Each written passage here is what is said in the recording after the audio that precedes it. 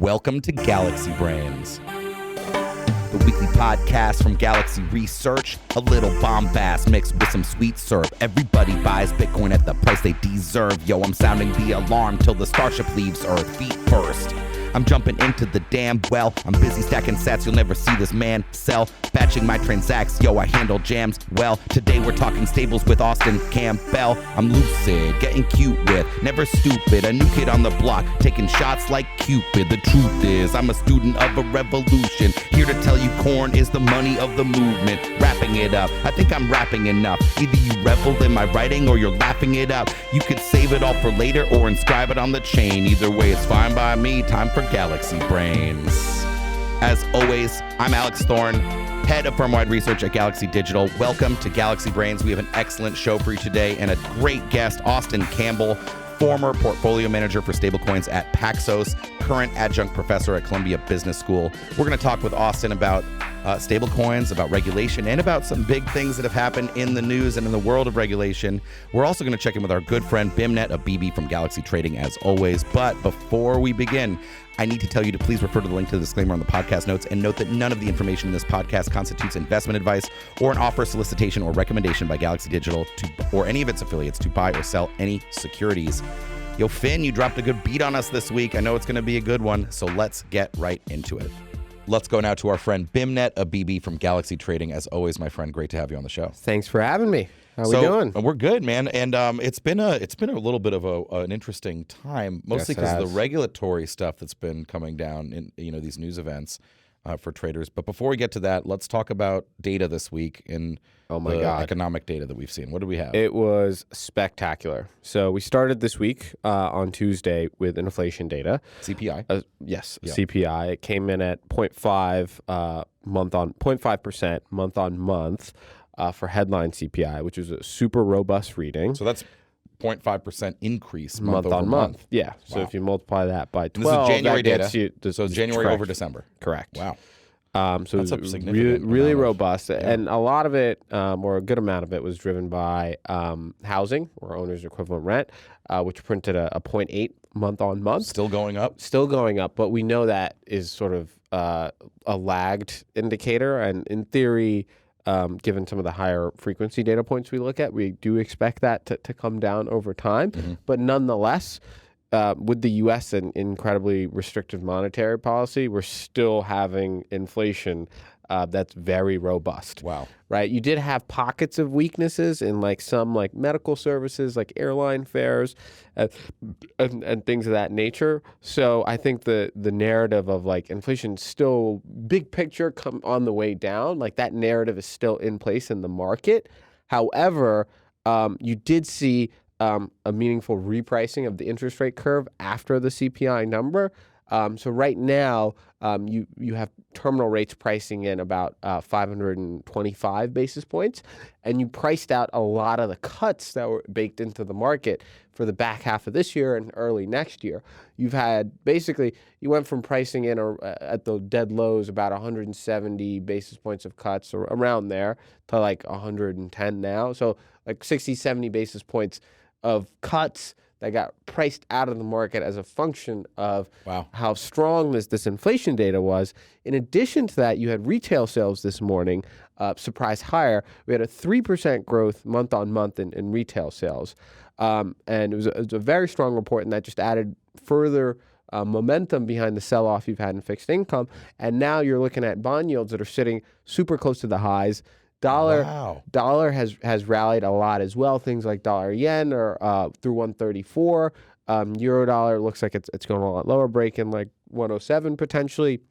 So you've had U.S. yields move higher. That's caused a rally in the dollar as well as the rate differential starts to go in favor of the U.S. And I think these are trends that can potentially continue, but it does seem like you've moved a lot very quickly. Mm-hmm. Just to think about it, you had the insane 500,000 jobs print 2 Fridays ago, right? So we know that employment's really strong, and now we know that inflation's really strong, and now we know the consumer is spending a lot as well. Yeah. And so you've had and the Fed speak's been hawkish, so there's a lot of hawkish stuff priced into the fixed income world and the FX world. And it's really interesting to think about in the context of like equity markets and like, crypto markets. Yeah. Because if you asked me 6 months ago if we had a huge sell-off in fixed income and a huge rally in the dollar, I'd tell you stocks are probably down 5 to 10%. But really, like, stocks are barely off the highs. Like the S&P, as of this recording, is, I would guess, 4140, right? And like the high has been like 4190 or 4200. Like in this period here. So in the 6 month period, like you're still sitting at the dead highs in stocks. The earnings weren't that bad. The January consumption figures that you've seen in the high frequency stuff tells you that U.S. consumer is totally fine. And so it looks like you're in a period where inflation's kind of cooling a little bit. The labor market's just fine. Like as in basically the way to think about it is you went from soft landing in the market to no landing. It's just everything's fine. And so, I'm still constructive on risk assets. Yeah. And, if you look at crypto, you basically had a ton of regulations, headlines, and speculation thrown at it. And Bitcoin went from a high of 24,000 to 21,500. Yeah. Right? A 10% correction from the highs. Practically, I mean, you can see the block clock over my shoulder. We're practically at 23,000 again. Yes. Very resilient. It's as if like one of the most powerful regulators didn't just come down on crypto. You couldn't even tell by the price action. And we're going to talk a little bit more about that. Including the alts. I mean, they've just it's crazy. Gone on well. So, okay, let's take a step back here for a second because what I hear is that inflation, it's maybe meekly cooling. It's barely cooling. It's cooling. Yeah, but like it's still strong. They're not winning the fight against inflation right now. They're not. Yeah. They're not losing it, but they're sort of in a stalemate with it. And I mean, that's the whole thing. The dual mandate from the Fed is to maintain employment and keep inflation down. Keep price stability. Okay. Yes. Which inflation is not stability of prices. Yeah. Right? Yeah. But yes, okay, appreciate that. And so they're not currently keeping price stability, really, but employment looks good. But the whole thing was a lot of people thought to get inflation down, you were going to have to damage the employment market, and that isn't happening. Yeah. But inflation's not really cool. It doesn't appear to be accelerating. Correct. But it's not really declining much. Yes. I think those are all sort of like all fair points. Yeah, so we're not really like they haven't solved it. Yeah. Well, here's what it looks like right now. Basically, it looks like the U.S. economy can handle significantly high interest rates just fine.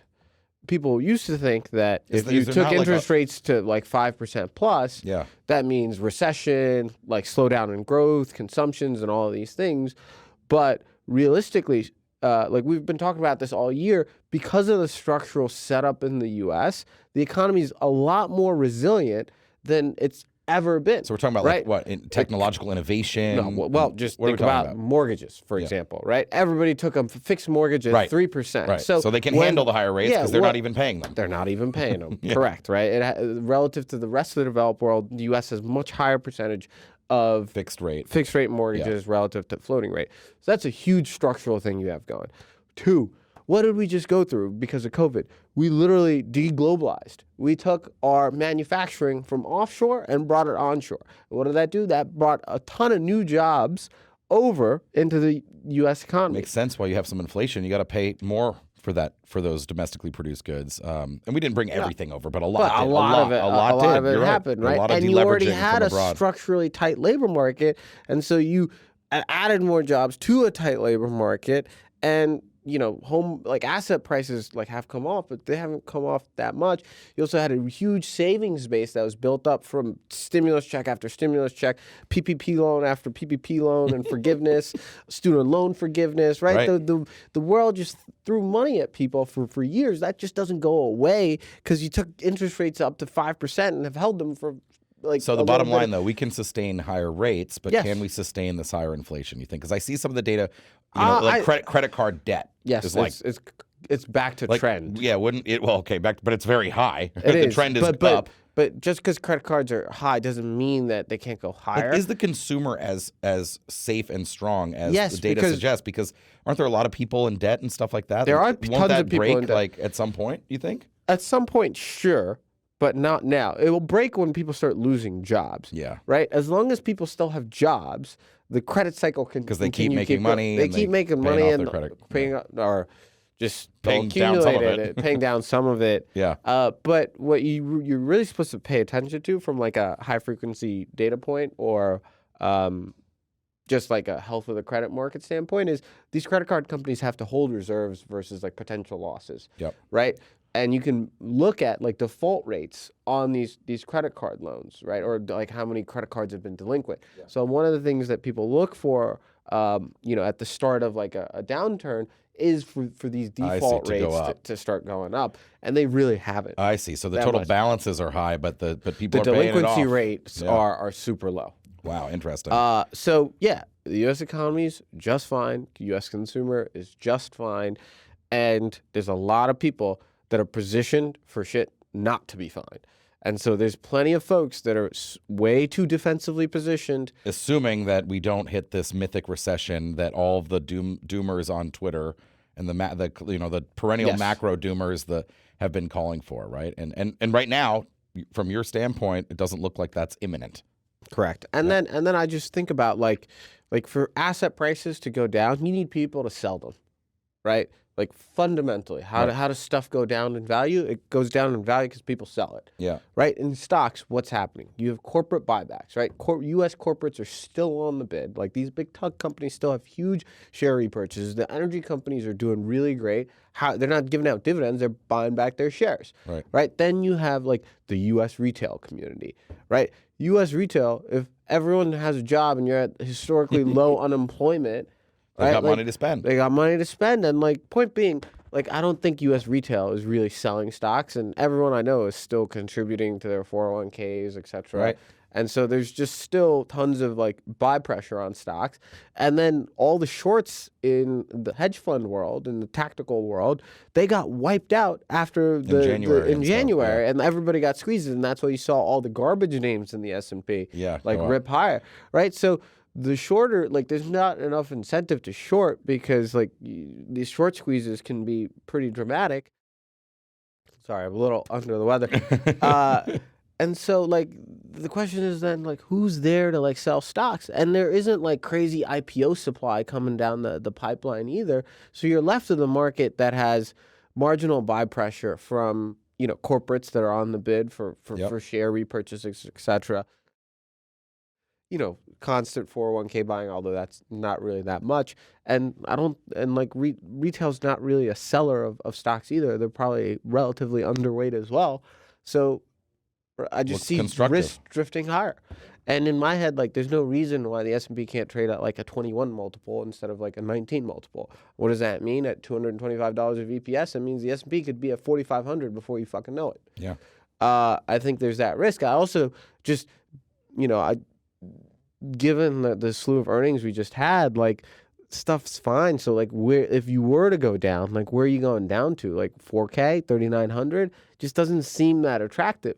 And so in my head, the only way like we get a material sell off in like stock equities is if you just have a huge rotation from equities into bonds, which can happen. If bond yields go a lot higher, like it's possible. Right. And if they stay high for an insanely long period of time, those risks grow as well. So, I think right here, right now, I think it's copacetic. Things are fine. Things are fine. And America looks strong. And, crypto doesn't seem to care about the regulatory attacks onslaught that have been happening, right? Yeah. We'll get into those with our guest today. Great conversation as always, my friend Beimnet Abebe from Galaxy Trading. Thanks so much. Pleasure. Let's go to Austin Campbell, our guest, an adjunct professor at Columbia Business School, former portfolio manager at Paxos, where you managed Paxos' stablecoins. Welcome, Austin. Thank you very much. Happy to be here. Very excited to have you here in general, and because we have a lot of fun stuff to talk about. Austin has been in markets a long time, and he'll give some of his background in a moment, but also particularly this week, given all that's been happening in the regulatory world, some of which specifically involving Paxos. So I thought it would be great to get your perspective on these things and share with our audience. Yeah, I would say it's strange. I left Paxos in December and somehow I've ended up busier than I've ever been as a result of all of these things. So tell for our audience who doesn't know you, tell us a little bit of your background and then we'll get into it. Yeah, absolutely. So I jokingly say to people I'm the grouchy fixed income guy in the crypto world, which is to say, I started back in the day in reinsurance, which that is its own thing. And then I was at JP Morgan for about a decade there, immediately after the crisis and then onwards to 2018. I've worked with all sorts of insurance-linked and cash stability derivatives.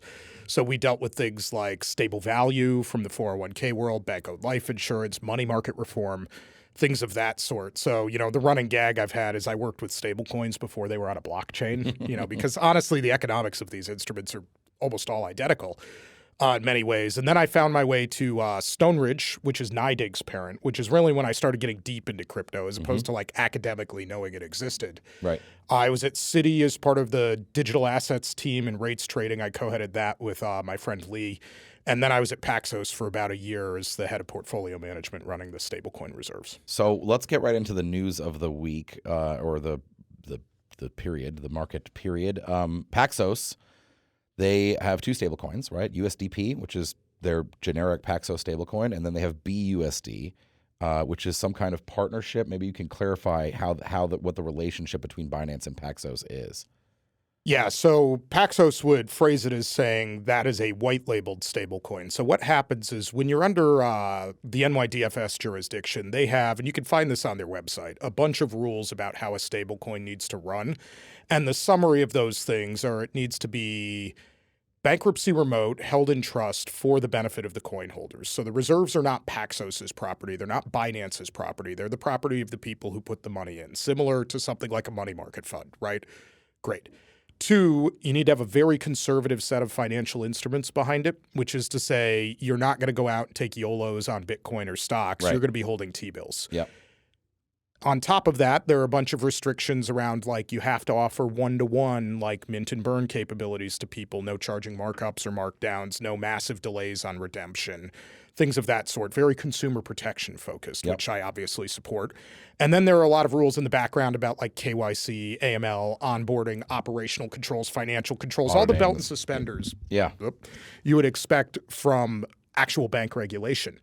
And so USDP was created in 2018 under that. The only real difference for BUSD, which was created in 2019, is that Binance is a marketing and distribution partner. So to be very clear, the NYDFS version is issued only on the Ethereum chain, and everything from mint burn, issuance, management is handled by Paxos. Binance has their name on it. They help distribute the thing primarily through the Binance exchange itself, and are very much sort of call it a marketing/entry point. They are not the ones actually managing the reserves or the mint burn. Got it. Makes a lot of sense. I think just for our audience, BUSD, when I last checked, was about 15.4 billion in circulation. USDP around like 850 million. And BUSD, the third largest centrally issued fiat-backed stablecoin behind Circle's USDC and Tether's USDT. So an important part of the global market for stablecoins. The news was, so again, Paxos, you mentioned the NYDFS. That's the New York Department of Financial Services, widely known and regarded as one of the strictest and most careful and prudent financial regulators really in the world, definitely at the U.S. state level. And they oversee many financial companies, but in crypto, some that I'll just name that are well known to be managed or regulated and overseen by NYDFS, Fidelity Digital Assets, right? Coinbase, BitGo, Gemini, and a bunch of Paxos and a bunch of others. And so very strict and thoughtful regulator in many ways. They also introduced the Bit license, which was their crypto only license. But most of these companies, I believe, and correct me here, and I think it's true for Paxos, they actually opt to be a New York state chartered trust under the DFS. That is correct. Paxos has a legal entity that was called PTC, which is Paxos Trust Company, which is an NYDFS regulated New York limited purpose trust company. There you go. So on Friday of last week, so a week ago, this comes out on this Friday, but last Friday, it was reported in the media that NYDFS was investigating Paxos, which I thought was a funny headline because it's like this is a very stringent regulator. Like they're constantly investigating and working with their overseen companies. But the market assumed that this was Binance related because, again, because of Paxos's track record, the people who work there, and its oversight by an extremely vigorous regulatory process, very even in the market, and you can talk about this, I'm sure, too, from your experience, but very low likelihood that Paxos intentionally did anything wrong at all. Yeah, right? I would agree with that. Yeah, statement. and I think the market did too. So immediately after that headline, everyone is saying this has to be related to BUSD, specifically to Binance, not even BUSD, but there's maybe a touch point there that they're looking into. And then over the weekend, actually during the Super Bowl, the Wall Street Journal ran a story saying that they had received a Wells notice, and it was about issuing unregistered securities. And that was frightening because we're concerned then that is the SEC arguing that all stablecoins are unregistered securities. But then on Monday of this week, Paxos issued a statement acknowledging they'd received the Wells notice, but saying that that specific inquiry was solely, and I think they said unequivocally, only about BUSD, which I think brought a lot of comfort to the market. The idea, and I'm sharing this, and I've shared this a lot this week with people, was that had USDP also been on, if it was sort of a broad side inquiry on centrally issued stablecoins, then perhaps all of them would be at risk. Not saying they're not all at risk, but it appears that as of now, the investigation at Paxos by the SEC, which, by the way, Paxos has said they would vigorously defend, they disagree with, they would even litigate if necessary. So love to hear your reaction to some of this. I know I just gave the whole timeline a lot of stuff here, but you used to manage these instruments. So I'll start by saying you always have to be careful with the both federal securities regulators and banking regulators, and that just because they have taken some actions does not mean they won't take future actions. Like getting a Wells notice on BUSD does not mean you can't get one on other things in the future, right, or that others won't get them. Something to understand, right, in particular about the CFTC and then to a lesser extent the SEC. These are not gigantic agencies. They have limited bandwidth, so they have to pick their battles and roll them out over time. So I think, it's nice that it's just BUSD, and I believe Paxos when they said that. I don't have any personal information. I'm not there anymore, but they're not going to lie about that. But on the other hand, that doesn't necessarily mean more isn't coming, because what would be interesting is understanding what the SEC's justification for it being a security is. Because if you want to say, well, it's backed by securities, therefore it's a security, then obviously the other stablecoins are implicated. And more so, many non-sort of crypto instruments are probably implicated in that as well in ways that are a bit nonlinear. If they want to say, no, this is specifically around BUSD because on Binance's platform, you could earn interest on your BUSD balances. Even if Binance was paying that as marketing money, they could make some sort of argument about, this is just a pass-through of interest. It really looks more like an unregistered fund. And I'm not saying I believe that argument, but I'm saying on the face, you wouldn't get laughed out of court making it at the starting line, and then it's facts and circumstances dependent. That would be a little bit alarming. That probably wouldn't apply to USDP, but you earn an APY on your USDC on Coinbase, so that might still implicate Circle, right? And so it really does depend upon the legal particulars of that sort of thing as to what's a security. And I would recommend for people who want to get exceptionally nerdy, Lewis Cohen wrote a very good paper on this. I would recommend you just go and read all 100-something pages of that if you want to learn, or, on the off chance you just need to go to sleep. Sorry, Lewis. Depending on how nerdy you are. It's a fascinating question because, I think they'll throw this out here, that the affiliated platform giving interest, not even affiliated, in this case, it's a loose affiliation, but the downstream platform paying some kind of interest and not the stablecoin itself.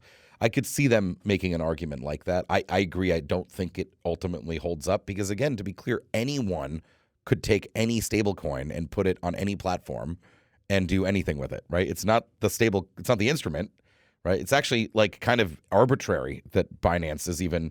They've got a B in front of the USD. Like, that's pretty much it. Like, anyone else, people are talking about how they wrapped Binance. BUSD gets wrapped and put on other chains, right? Yes. Like, now we know Binance does that, but anyone could do that. Well, I would suggest more so Binance was doing that in response to other people doing that. So back in the early day when the Binance Smart Chain had just started, there was not really like the canonical version of BUSD. And so you have all these private bridges that start sending BUSD to that chain. That's true of other chains too, like Phantom, Avalanche, you name it. People bridge things everywhere. The nature of bridges in crypto is here's how one works. And you're open and permissionless, so anyone can build it. Yeah. I have a token on one end. I lock it in a smart contract, and I create a copy of that token on the other end. That's it. This is not complicated technology, okay?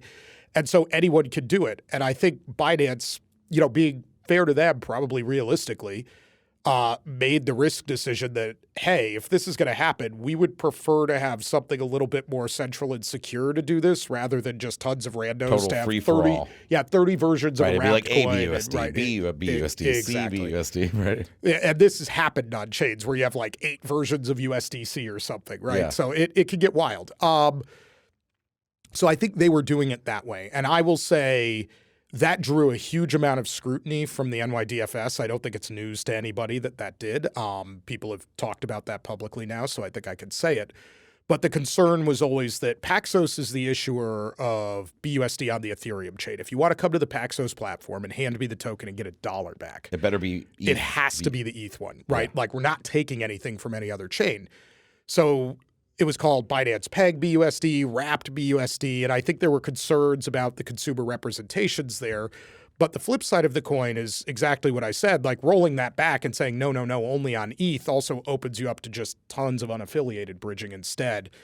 And if you want to lay like core blame somewhere, it's that I think the US regulatory apparatus in general is not particularly agile about keeping up with the technological development. Like the fact that the token was issued in 2019 and in 2023, the only approved version is still on Ethereum, would be a little bit like in like regular computer terms, you still having to use Windows 95 as your operating system today. Like you're just several versions They're not out going of to date. like that. They're not going to like that. Look, they can be angry with me all they want. The only kind of You hear max that? Austin's calling Ethereum Windows 95. People, get on him. right. As I tell people, joking. the only kind of maxi I am is an anti-maxi maxi. I like so this. like I am very open-minded about ETH could be the winner or other But things I could be the agree. winner, but you have to go where the demand is. I agree, and I think another truth about American regulation that dovetails with what you said about them not being super nimble is and this is advice I would give to every regulator. You've got to at least start with what the reality is, right? And the reality is that this thing was getting copied in a lot of places. By the way, a lot of things are copied in a lot of places on these blockchains, not just stablecoins. So you've got to think about policies that will account for that, or at least be aware of that as you're drafting policies and rules. Do you think that like the stablecoins in general, how essential are they to crypto, or how value add are they to the world? I mean, in your mind, is this a game-changing innovation, or is this a bridge to some further future where we have, say, like native dollars on chain in some way? Like, how do you think about that? Well, I think bridge is the right way to say it, right? Like if you think about changes in financial systems over time, it kind of comes in 2 varieties, right? Variety 1 is very sudden, but often extremely destructive, like collapse of nations, massive calamities, hyperinflation, where you have a transition that goes from thing A to thing B, but often in a fashion that causes huge amounts of collateral damage on the trip, and or as a result of huge amounts of collateral damage in the case of, say, war or like a plague. Right. Okay. The other one, though, is things drift gradually over time. And to do that, your systems need to be able to talk to each other. So for me, in many ways, I think of a stablecoin as the bridge between the traditional financial system and being on chain. Because if we're talking about what people perceive as money, apologies to all the Bitcoin maxis out there, but it's still largely fiat currency. And so if I want to buy a sandwich, if I want to go buy a soda, if I want to buy a car, I'm for the most part not paying with that with Bitcoin any more than I'm paying for it with like a gold bar.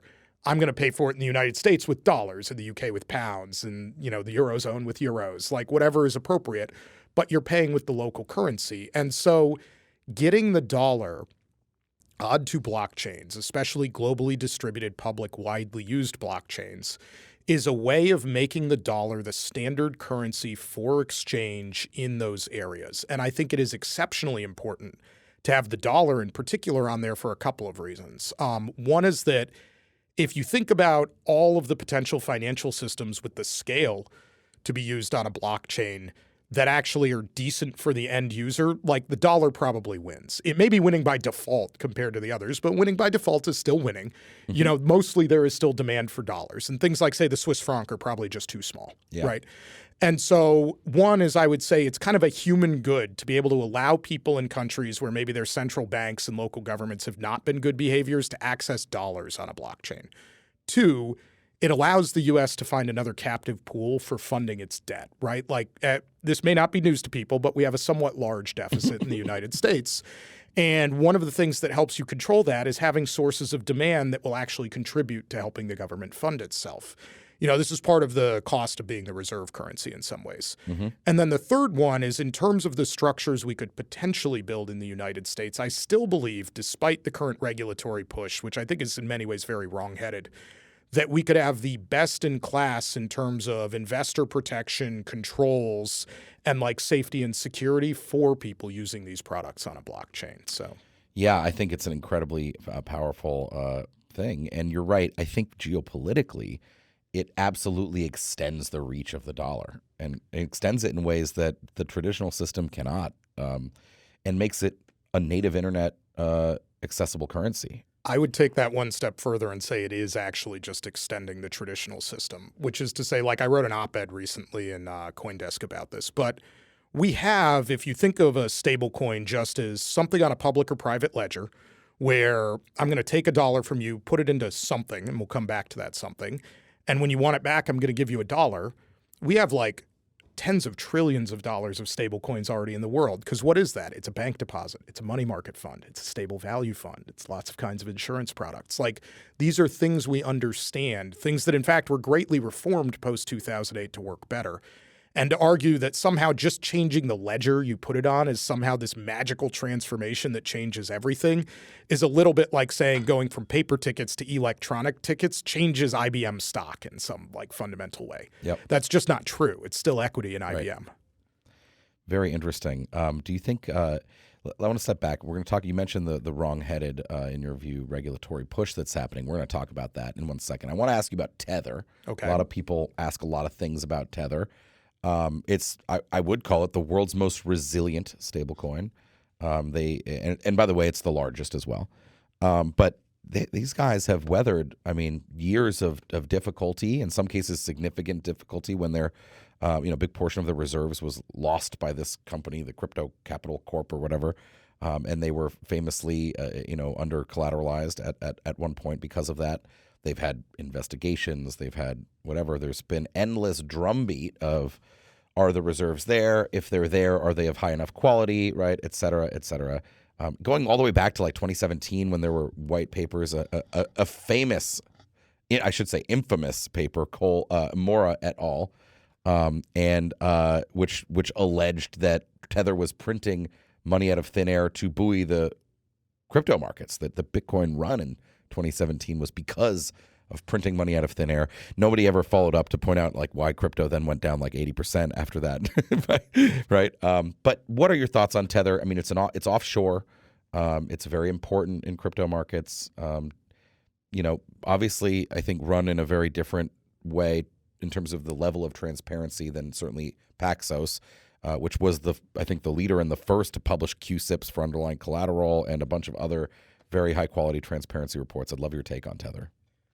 Yeah, so my honest take on Tether is the fact that Tether is the largest stablecoin right now basically reveals that one of the single biggest mistakes you could have made in the past, call it 4-ish years in crypto, is to be a regulated onshore company in the United States. And that's back to why I said I think some of the regulation is wrong-headed. Like Tether has explicitly taken the view, which I think has become both more refined and more professionally executed over time, that they explicitly don't want to deal directly with the United States, right? It's some combination of not trusting the regulators, wanting to face other kinds of clients, not wanting certain obligations. So they are not as transparent as others. By design. By design, right? Yeah. Like I think they would cop to that if you could get them, to talk about it. And I think some of that is a reaction to the U.S. regulatory apparatus. Some of that is belief about privacy. Some of that is just their standards of operating. I will say my personal belief, at least based on what I know, is like all the money is there, maybe better managed than some people think. But the problem you have with lack of transparency is how do you know, right? And so to me, that's one of the core problems that is created in this market is when you incentivize people to do what Tether is doing, you get what you would expect, which is something less transparent, less accessible, and potentially over time less robust. But again, hard to know. Yeah, hard to know. It is like, it is when I think of Tether, I think of it as a pitfall of the U.S. And it's interesting. You talk about what I mean is the lack of true robust like clarity and rules for stables. When you think about fiat-backed centrally issued stablecoins, For the most part, the way I think about this is that the technology is trivial, right? At this point, it's been commoditized, right? I mean, Paxos literally commoditized it by creating white-labeled versions of it, right? You can just push the button and repeat. The same guy, Austin, can manage both because they're basically identical. But what you're really competing on is trust and transparency, right? Like how and quality of the reserves, but also how clearly available are they. You can compete a little bit on operational stuff around creating and redeeming and like how easy and fast it is, sure. But and that is very interesting. It also says to me the fact that Tether is still so big. It is another way of looking at it is it's a sign of the lack of maturity of the crypto markets. But much of that is regulatory. The problem we face in the United States is that if you want to do something the right way, right, which is to say be fully transparent, bankruptcy remote, very conservative reserves, constantly available for your customers. And let's come back to that operational point because I think that's more interesting and probably one of the greatest points of difficulty here. But if you're trying to do that thing in the right way and you're onshore in the United States, you just consistently get punished for it, right? Like you have to follow rules that are beyond the scope of the things I just described, that are much harsher than what anybody faces. You get constant regulatory inquiries. The SEC shows up and calls you a security for no reason, right? And so you end up in this situation where every incentive to do the right thing for your business is in conflict with putting yourself in what should be the best regulated financial system, but is actually behaving as though you're an adversary, even though in the future of the United States, I think if you fumble the blockchain thing and dollar stablecoins don't exist, the reality is that's one of the paths to the U.S. not having the reserve currency anymore because CBDCs are like a product without market demand. Like everywhere they've really been launched, either people don't care or the government has to very abusively coerce them to use them, right? Because a CBDC is like cash, but actually we're just going to track you all the time in the way it's it's mostly surveillance panopticon. Exactly. And maybe there are ways you could do it without doing that, but then that causes a lot of like agitation among the regulators because then you are going to lose control of a lot of things. Like I just want to say the privacy versus utility, distribution, rules debate around CBDCs is extremely complicated. And if I had one word of advice for everybody on that, it would just be slow down. Yeah. That's very interesting. Let's talk about the operational thing because what is it like to manage you've got like you said, it's a bridge between traditional finance and this global decentralized permissionless blockchain world, public blockchains.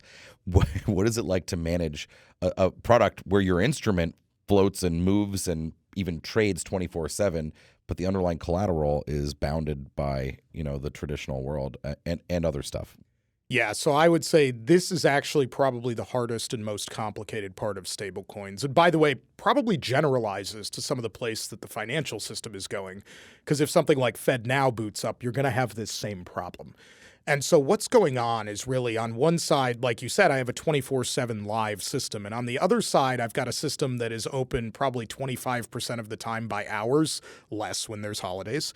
And so you're taking something exceptionally antiquated. So like call it a school bus, like with a rocket on top of it and trying to manage that thing at some average rate of speed. Hard to fly that thing, yeah. Right, yeah. And so what you find is you're constantly optimizing for overnight and weekend liquidity. Because if somebody during normal business hours in Asia wants to mint a normal amount of stable coins for them, that means that I here in the United States at 3 a.m. get hit with a $500 million mint or burn transaction, right? And you can't send those by FedWire. It's closed.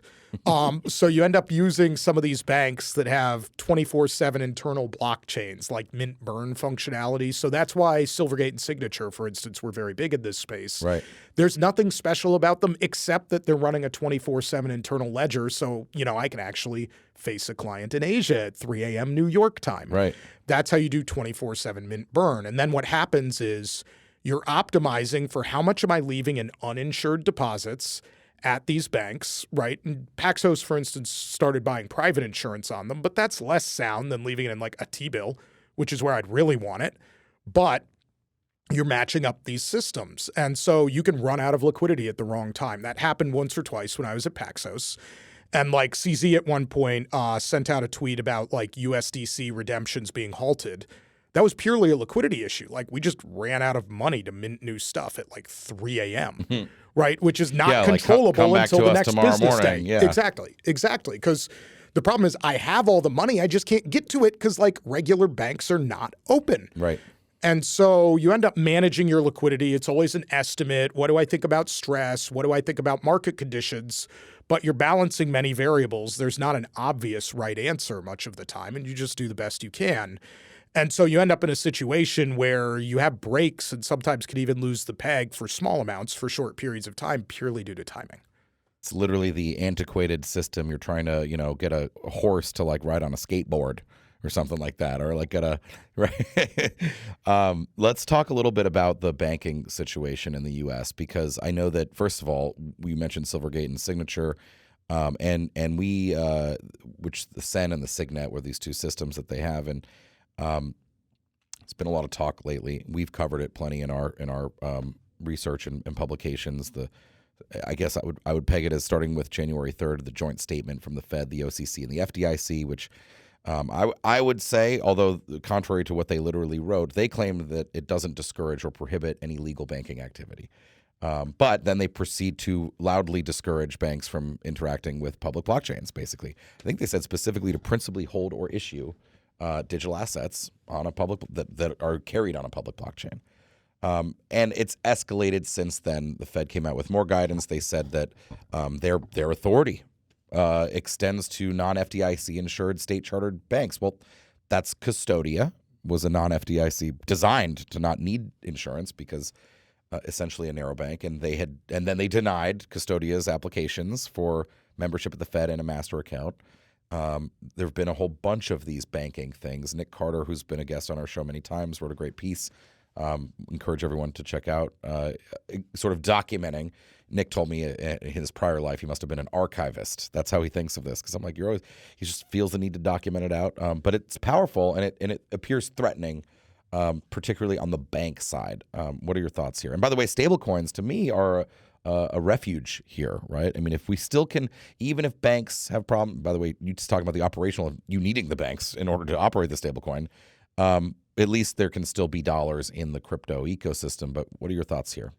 Yeah, so I want to start with 2 points of clarification. One, what the Fed said specifically is that their authority governs Fed member banks. So in the case where you were a uninsured, non-Fed member bank, state depository institution, I don't think they're telling you that they're in charge of you. I see. But that also puts you in like this tiny backwater where it's hard to interact with everybody else. That's kind of the Fed, disclaiming from a U.S. like, hey, we're not in charge of Guam, but we get like the rest of the United ring-fencing, States. yeah. Yes. And ring fencing is a word that they've used. The second point is that much of that policy statement that you talked about was actually put in the Federal Register, which makes it official federal policy. And right. like Nick documented that in his article, which, full transparency for the listeners, I helped Nick a little bit with. I think he did an excellent job there. Yeah. So I would say there's a couple of things happening. One is that the banking regulators have pretty much clearly said banks cannot interact with crypto native assets, like no trading Bitcoin, no trading ETH, like be gone. Two, they've said that while stablecoins are theoretically possible in the current environment, they see no way for them to be issued on public chains, which is to say that is an endorsement of you could theoretically use the technology, but only if it looks like an internal bank ledger in a way that we're used to and works exactly like a bank, which is a little bit like saying you can have a car, but you can't drive it faster than 10 miles per hour. So just use a horse, right? And so, that essentially says like the limit of their technological innovation that they're willing to even think about tolerating is like Signet. The last part is that— Which doesn't touch crypto. Correct. It's just cash. It's just an internal blockchain using cash, right? One might question if you're going to do it that way, why you even need a blockchain instead of just a private ledger. One might question. And then at the end of it, they're very grouchy about custody as well, which is particularly ironic as the SEC is trying to force people to use bank-regulated custodians at the same time the banking regulators are saying you're not allowed to be a custodian. We're in the situation with what banking regulators are doing that I would say even regular way crypto firms are now just losing their bank accounts. I've heard this, that particularly startups, some losing, many more finding it impossible to gain an account. Opening a new one right now, honestly, just go home, save yourself the time. And in terms of like operating accounts. So I'm not talking about things for like, native crypto trading. I'm saying even operating accounts to just like make payroll type things, some people are losing. And I think one of the things that you need to understand about a bank regulator is they have wide and sweeping powers over a gigantic and expansive set of rules that it is impossible to be 100% perfectly compliant with at all times. Like, I spent a long time at JP Morgan. I will openly state I think that's probably the best managed bank in the world. And JP Morgan still had plenty of regulatory problems because we're not perfect, right? Because perfection is the standard to have no faults. And so if they want to come and find a problem, they can. And so one of the tactics they could use when they don't like a particular activity is not to tell you no, but just to make your life hell for doing it with constant inquiries and things like, oh, well, this trace ticket that you were supposed to file within X minutes, it was X minutes in 1 second, right? Like things like that, even if they're just very tiny foot faults and just sort of create this endless problem for doing the business. I think that's a little bit of what you're seeing in crypto, and I think that's a reaction to the regulators largely having missed things like Celsius, like Terra, like FTX, and now they're coming and fighting all of the people who, like, I'm not personally aware of Paxos ever mishandling or misplacing consumer money. I don't think anybody's, like, lost money in a material way because of Paxos, but now they're the problem because that's what they can get their hands on. Yeah. Yeah, it's a tough situation. I think there's a lot of ways that this thing could play. But you do see a concerted effort, right? It's not just one regulator here and that's that. Like, I mean, I was thinking about January 27th when Custodia's applications were denied at the Fed. The White House released a paper or a blog, I don't know what we call it, I think, mitigating the risks of crypto assets, which also encouraged people not to mess with them, right? A lot of this stuff happening, you Fed, OCC, FDIC all together in that joint statement, the national banking regulators, right? You see, it seems like a concerted push. You think it is partly a reaction? Yes, which is what you said. Is it, or has it been in the works for some time, or do you think a little bit of both? Some of both, right? Like, so I want to be a little bit sympathetic to regulators. I know I've said some negative things about them, but let's go the other way and put yourselves in the shoes of a regulator, right? It is a thankless job. In some ways, you're like the janitor or the plumber of the financial system, which is to say when things are going well, nobody thinks about you. And when the stuff gets everywhere, you're the problem, right? And so they are going to get blamed for anything that goes wrong with no upside. That creates a natural conservatism for regulators in terms of how they act. The other part is just being fully transparent. A lot of crypto companies have been extremely substandard about like controls, disclosures, investor protections, handling of funds. Absolutely. Like FTX is the poster child, but there are others as well. Right. Like I named some of the others, but it's been kind of a clown show. And like as an institutional fixed income person looking at the industry, half of the time I'm just slapping my head and being like, we really need some adults in the room. So I get why they're so negative on the space. I think what I'm worried about though, with this concerted push, and I think it's coming from all of them looking at this and just being like, half the people we interact with in this space are scammers, therefore all of them are scammers, therefore we will ban the technology, is really the mistake, right? Take another example, right? Like if I own an automobile and I'm foolish enough to pound like 8 beers and go drive extremely drunk and I hit somebody and kill them, that's not an argument against transit, that's an argument against my personal behavior. And what I worry about in the United States is that as the rest of the world is moving forward, we're kind of going backwards on the technology part. And that really should be separate from the conduct. The rest of the world really is moving forward. The UK, His Majesty's Treasury, just put out comprehensive guidelines and framework that I think still needs to be actually adopted by the FCA there, but like it is detailed. Yes. And they said, let's put crypto right into the existing framework. And by the way, we'll do the underlying work on custody, lending, borrowing, trading, right? So it's actually a similar view as to what the SEC chairman has been saying, which is that it can fit inside the existing framework. But we don't have, possession and control figured out for crypto assets. We don't have Reg ATS figured out for right? Whereas the UK has really done that work. You go to Europe, you look at MiCA, the Markets and Crypto Assets Regulation, a bespoke regime, so not bring it into the existing one, but again, extremely detailed and progressive. You see the same thing in the Middle East and in parts of Asia. Yeah, Dubai's recent legislation, I think, is a step in the right direction as well. Yeah, and when you think about the intersection here with stables, we've talked about how it's a way to extend the reach of the dollar, the power of America. It does. It looks like we're fumbling the ball here a little bit. Well, it's a little bit ironic that, right, like I do a little bit of consulting and advisory work, and one of the things I would tell somebody right now about a US dollar stablecoin is whatever you do, don't do it in the United States. I hate to hear that.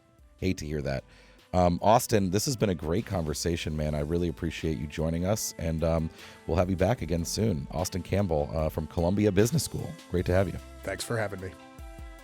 That's all we have for Galaxy Brains this week. Thank you so much for listening. As always, we always appreciate your comments and feedback. Hit us up on Twitter at GLXY Research or email us research@galaxy.com. We love to hear from our listeners. That's it. Have a great and safe weekend, and we'll see you next week.